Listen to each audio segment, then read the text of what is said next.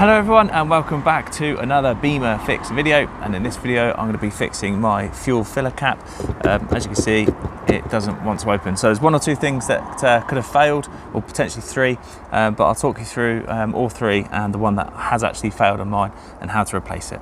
Okay, so as you can see, we can't actually open the flap like we should usually be able to, and that's because something's failed here.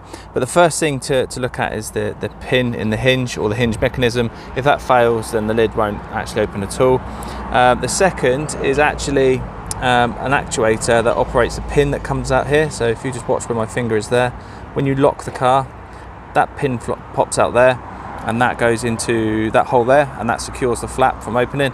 And then when you unlock the car, that goes back in.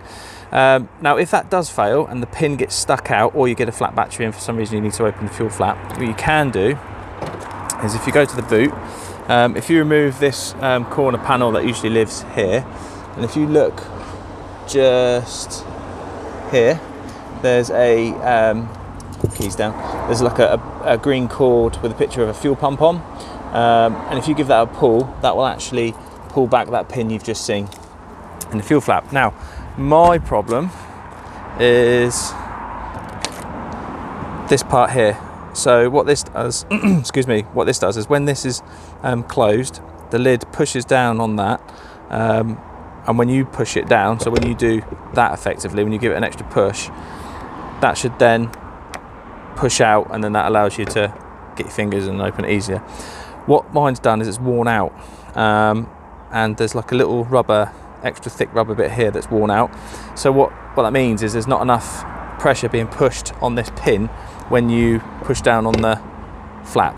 So you technically could, and then you end up with this problem, you could technically get around it by putting, say, hot glue here, or some tape, and just building that back up. But these are actually £12 and they're very simple to remove. So I'll go get my new one and my flathead screwdriver, and I'll show you how to remove this one and replace it.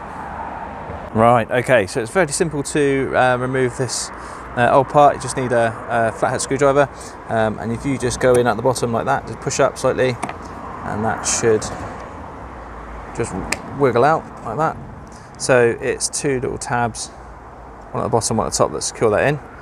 So just put that out of the way, and we get our new one. I'll put all the links for these, or this, in the description, and I say I think it's £12 posted. There we go. So just give you a look at the difference.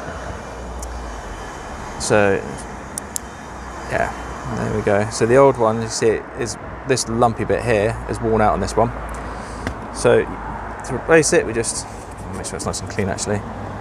Put it in like that. Nice push. That's it. That's all there is to it. So there we go, there's a nice simple fix. If you enjoyed the video, please give it a thumbs up. If you've got any questions, ask away in the comments. Get back to everyone as quick as I can. And if you want to see more videos like this, then please don't forget to subscribe. Thanks very much guys, take care, bye bye.